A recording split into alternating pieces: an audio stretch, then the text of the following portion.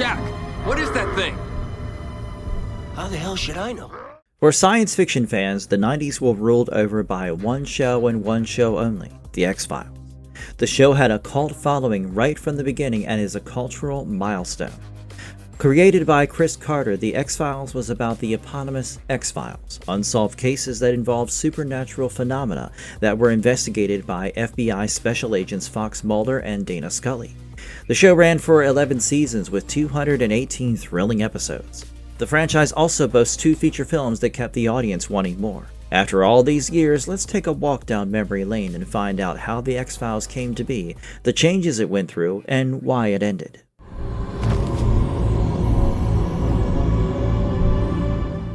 In the early 90s, writer and producer Chris Carter desperately desired a change. Till then, he had been working for Walt Disney Studios, creating and producing comedy shows and films, but he wanted to do something a bit more serious. The Fox network gave him a chance to pitch to them. While talking to Jesse Rhodes of the Smithsonian Magazine in 2008, Carter remembered his inspiration for the show. All the shows from my childhood, all the scary shows, Alfred Hitchcock Presents, Night Gallery, Outer Limits. There was a particularly good show on when I was in my early teens called Kolchak the Night Stalker, starring Darren McGavin. They were 2 two-hour movies. They were fantastic, scary. Those things were my inspiration in terms of entertainment. Silence of the Lambs was an inspiration. It's not a mistake that Dana Scully has red hair like Clarice Starling in The Silence of the Lambs. So there were a variety of inspirations, but the idea itself came out of my religious background and my interest in science. My brother is a scientist. He's a professor at MIT. He brought science fiction into my world, but I am a person of faith, and so it's the combination of those 2 things. That wasn't all. Carter was also inspired by a news report claiming that 3.7 million Americans believed that they may have been kidnapped by aliens, and the popular anthology show The Twilight Zone. Speaking about his political influences, he told Rick Marshall of Mental Floss in 2024, "I always likened myself to a child of Watergate, and that's where I developed my kind of distrust of the government. I was a journalism major, so I was a big fan of Woodward and Bernstein and investigative journalists, so there was a personal thing for me too. But we were a long way away from that. It was 1974 when Nixon resigned, but I still think there was a residual distrust of authority." And The X-Files capitalized on that. When the show ended in the early 2000s, it was really coincidental with the 9/11 attack at a time when we had placed absolute trust in the government, and I don't think the show would have worked a decade later. The relationship between Mulder and Scully was inspired by the relationship between Emma Peel and John Steed in the British spy show The Avengers, as Carter told John Nugent of Empire in 2013. "I grew up with it as a kid, loving that relationship, and I'm sure that people knowing that would recognize some of it in Mulder and Scully." When Carter first pitched the show to Fox, they said no. They did not want a show about UFOs. Carter did not give up though. He kept editing and improving his pitch. He got turned down by Universal, Paramount, Columbia, and Warner Brothers. By then, Fox had a change of heart and they decided to give Carter a chance to develop the show. The core of the show was the relationship between Dana Scully, a skeptical scientist, and Fox Mulder, a believer in the paranormal. Creation of these 2 characters was a walk in the park for Carter, who remarked that the 2 characters' dichotomy comes from his own desire to believe in the supernatural and his skepticism. Carter came up with the name Fox Mulder by combining the name of his childhood friend Fox with his mother's maiden name Mulder. For the casting, the pilot script was sent around and it eventually reached David Duchovny, whose first instinct was to pass on it. Duchovny had already been cast in a movie which was being directed by someone he was friendly with. Since he needed to bail on the movie to audition for the part, Duchovny was reluctant. He was also not a believer in life outside of Earth and was not sure the show would go on for a long time. His agents convinced him though, and Duchovny auditioned for the role. He immediately impressed the casting directors, but Carter was not sure as he thought Duchovny talked really slowly and was not bright enough to play an FBI agent. But after getting to know him better, Carter took back his belief and admitted that Duchovny was one of the most well-read people he knew.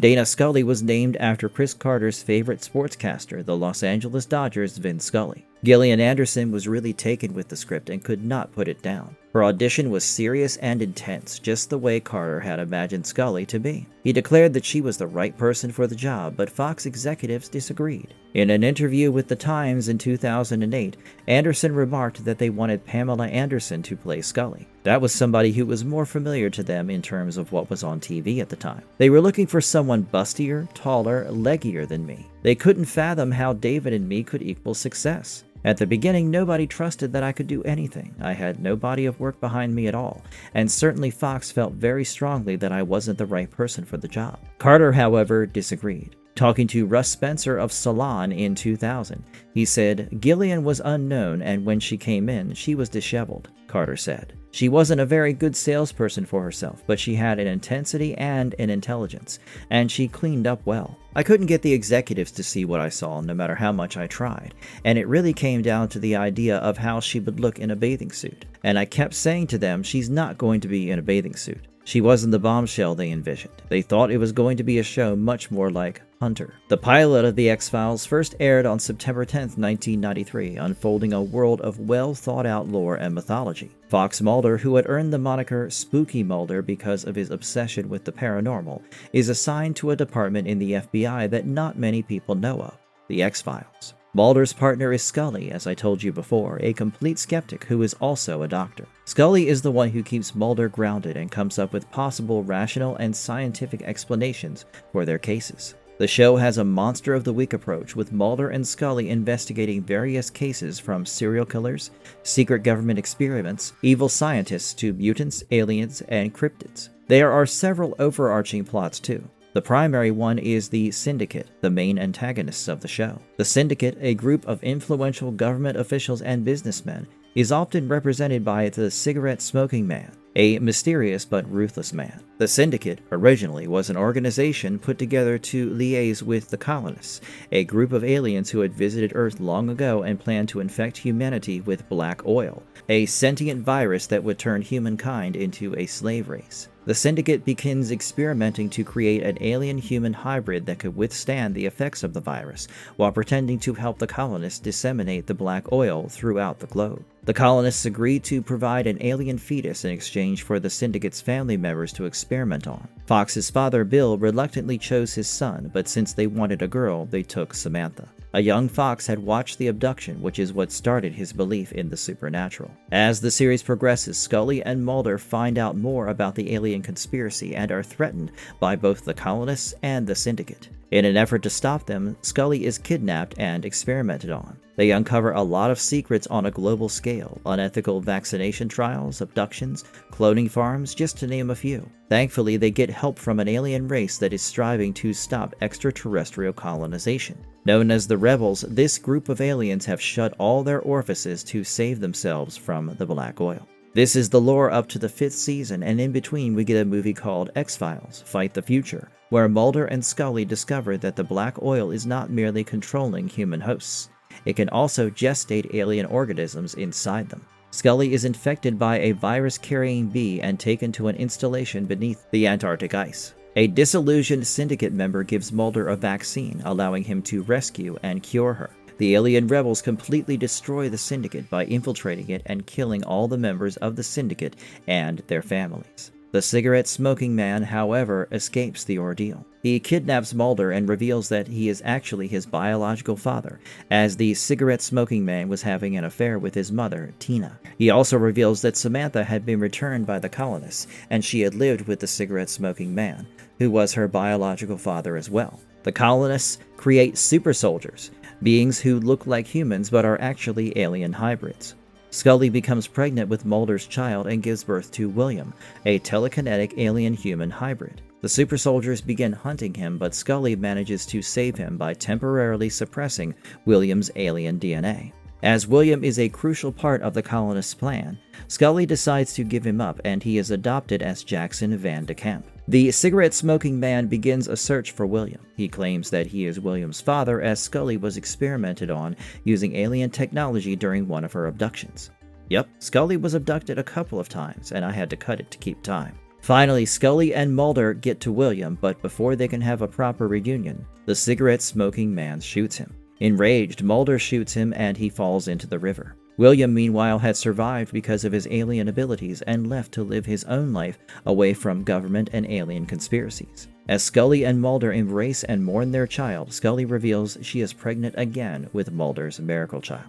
No summary can actually provide justice to the crazy, messy, complicated lore of the X-Files. The drama going on behind the scenes of the X-Files was also no less engaging. Just before the 7th season aired, David Duchovny sued 20th Century Fox, claiming that the studio cheated him of millions of dollars in profit by selling various X-Files rights at below market prices. He also alleged that Fox reduced profits generated by the show through some other actions, and that Chris Carter was paid hush money for his compliance. Fox executives were pissed not just at the lawsuit, but the fact that they had to learn about the lawsuit through the news, as Duchovny had not communicated it to them directly. Though the lawsuit was settled for $20 million, the relationship Duchovny previously had with Fox had been strained. By the end of the 7th season, Duchovny stopped being a full-time cast member. At the time of his departure, he claimed that he wanted to move away from his sci-fi stereotype. President of Fox Television Entertainment Group at the time, Sandy Grushow, told BBC News in 2001, "I guess he thinks it's time to get on with his life." Thankfully, Duchovny and Fox managed to strike a deal that allowed Duchovny to appear in the series. By season 9, the X-Files started to suffer from a serious rating decline. Audiences did not take well to Duchovny's reduced screen time, and the plot did not hold their attention anymore. So Carter and Fox decided to pull the plug on the show. While talking to Tim Goodman of sfgate.com, Carter said, "I saw this as an opportunity to go out with all my people in place. I hope everyone comes back to see what we do. We lost our audience on the first episode. It's like the audience had gone away and I didn't know how to find them. I didn't want to work to get them back because I believed what we are doing deserved to have them back." There was enough interest for a second film, though, and X-Files I Want to Believe was released in 2008. This was a standalone film that focused more on the relationship between Mulder and Scully. I Want to Believe was a considerable success, and Carter had previously announced that the cast and crew were on board for a film if I Want to Believe was a box office hit. X-Files fans began to wonder if they would finally get a chance to unfurl the complete mythos of the show through a third film. In 2015, over a decade after Fox had canceled the show, news began circling Rumor Town that the show might be revived. Fox did the unbelievable and revived X-Files for a 10th season. Gillian Anderson was completely surprised by it. As she told Daniel Daddario of Time, the topic of a 10th season was brought up at the New York Comic-Con in 2013 by a fan. Anderson had not been interested then, simply saying that it would be over her dead body. But in the same interview, she revealed what changed her mind. It was that we were doing 6 episodes instead of 24. To me, somebody saying, "Do you want to do the X-Files?" meant signing my life over. It wasn't until the commitment was less than 8 episodes that I could consider doing something, based on my other commitments, including children. The audience fell in love with Mulder and Scully once again with season 10, and that was enough for Fox to greenlight an 11th season. Then president of Fox, David Madden, said, "Iconic characters, rich storytelling, bold creators, these are the hallmarks of great TV shows. And they are some of the reasons why The X-Files has had such a profound impact on millions of fans worldwide. Chris's creativity, along with the brilliant work of David and Gillian, continues to propel this pop culture phenomenon, and we can't wait to see what fresh mysteries Mulder and Scully uncover in this next chapter of The X-Files." The final nail in the coffin for The X-Files came when Gillian Anderson decided that she had had enough of Scully. During the Television Critics Association Winter Press Tour in 2018, Anderson said, "It's time for me to hang up Scully's hat. It just is. I'm finished, and that's the end of that. There's lots of things that I want to do in my life and career, and it's been an extraordinary opportunity and extraordinary character, and I am hugely grateful." At the time of Anderson's announcement, Chris Carter was not hopeful of another season.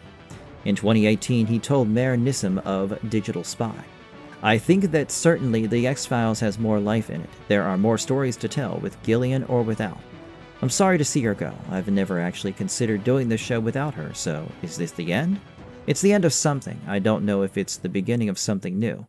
But certainly we will have to all put our heads together and figure out where to go from here.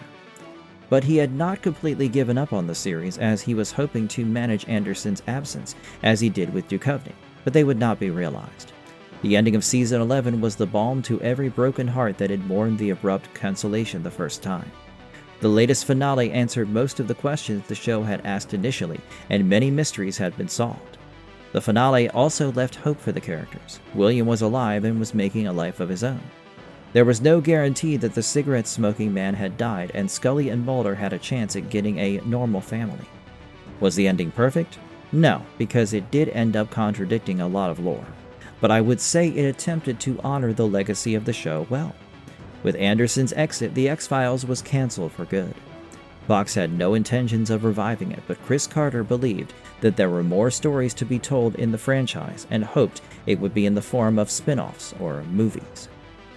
Carter has already tried his hand at an X-Files spin-off. Along with Frank Spotnitz, John Sheehan, and Vince Gilligan, writers who have contributed a lot to The X-Files, Carter created The Lone Gunman, a thriller comedy that aired in 2001. The show followed three private investigators named Melvin Frohike, Richard Langley, and John Fitzgerald Byers, who often helped Mulder.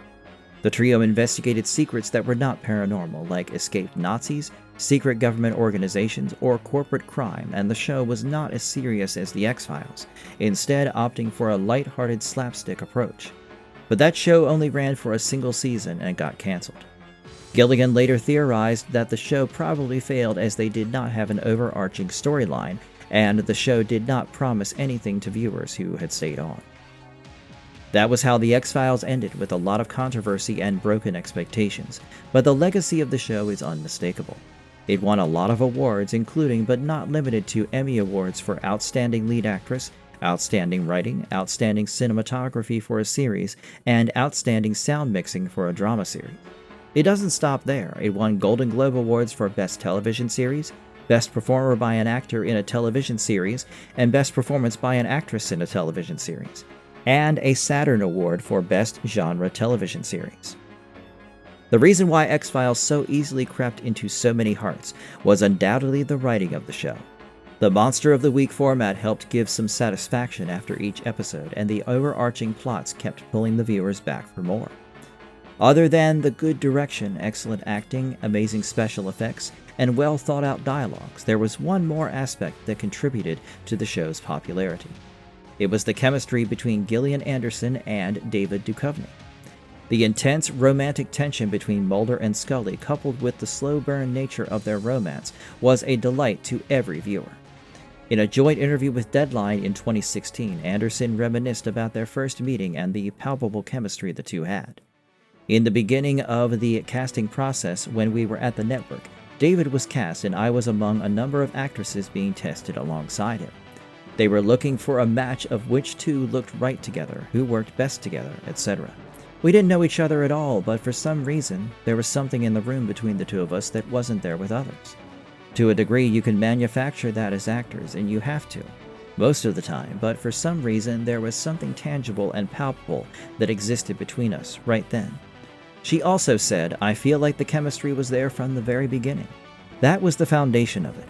After so many notes asking us actors to take looks at each other, after doing that I don't know how many billion times, you start to get the idea that this was what they were playing to. Certainly, they exacerbated that beyond what probably felt comfortable as actors at the end of every scene, but I think that helps you solidify the chemistry. Duchovny added, "Gillian and I never worked on our chemistry. We don't come in the morning and go, 'How's the chemistry? I really need some coffee with my chemistry this morning.' It's really a mutual respect and enjoyment of acting with one another. What exists in the writing as well is that these two people are true partners and they complete one another intellectually and emotionally. Chris always used to say that Mulder and Scully were one person when they were together, by which I assume he meant that they were Chris Carter. I do think that's very romantic when you have a man and a woman treating each other as equals. And not just as equals, but as necessary components of one another. Without the other, they fall as people, as entities, as investigators. It's highly romantic and yet not sexual, though there's a lot of tension. It would not be an exaggeration to say that this natural chemistry is what kept the show running for so many years." If all this talk about the X-Files has made you yearn for some X-Files media, you are in luck. There's a whole lot of comic books out there that many don't even know about. Topps Comics was the first to adapt the series into comic books in 1995. In 2010, Wildstorm added to the list by publishing a graphic novel that crossed over between the X-Files and the vampire comic book series 30 Days of Night. IDW announced their own adaptation in 2013, which sought to make the X-Files even more paranoid with their own twist to the mythos. For those of you who didn't agree with how the show dealt with some questions, maybe these comics will have the answers you seek. If that did not satiate your longing, don't worry, I have even better news. Ryan Coogler, the director of Sinners and Black Panther, is heading a reboot of The X-Files. Carter initially described himself as an enthusiastic observer, but he is now officially attached to the Hulu pilot as a non-writing executive producer. Carter is seemingly excited about the project as he told The Wrap in 2024, "I'm honored that they came to me and asked me not for my permission, but my blessing," adding, "I've had a good conversation with him. Yes, he likes to go with a diverse cast, and he's got some good ideas." Ryan Coogler's mother was a huge fan of the show, and that is what inspired him to take on this project. Sharing his ideas in the Happy Sad Confused with Josh Horowitz podcast in 2025, Coogler said, "We intend on having both Monsters of the Week and also the overarching conspiracy." In early 2026, Himesh Patel and Danielle Deadwyler were cast as the leading FBI agents, and shooting began in May 2026. So get ready for that. What happened to the people involved with the X-Files? The creator of the X-Files, Chris Carter, went on to create The After, a sci-fi pilot for Amazon Studios that got abruptly canceled before any more episodes could be made. The stars of the show had better luck than Carter. David Duchovny starred in the comedy-drama series Californication, the non-fiction show Secrets Declassified with David Duchovny, and British psychological thriller Malice. Gillian Anderson, on the other hand, has had recognizable and popular roles in Sex Education, Hannibal, and The Great. William B. Davis, who awed viewers as the villainous cigarette-smoking man, was a part of the films Bad Times at the El Royale, Death Note, and Possession. That is the tumultuous ride of X-Files. It started off with a show that nearly every studio rejected, went on to garner a cult following, but a lawsuit probably started the end for this wonderful show. We can only wonder whether the show would have had a longer run and a more satisfying end if the lawsuit had been prevented, Duchovny had stayed on, and the ratings remained on the up and up. Even without this hopeful and optimistic scenario, we have a wonderful show that will keep new generations hooked and us ardent fans always believing that the truth is out there. By the way, what do you think of the X-Files finale? Let me know in the comments below, and if you liked this video, tap on that thumbs up, subscribe to us, and turn on the notifications to never miss another one of our mind-blowing videos. I will soon be back with more awesome stuff, but until then, goodbye.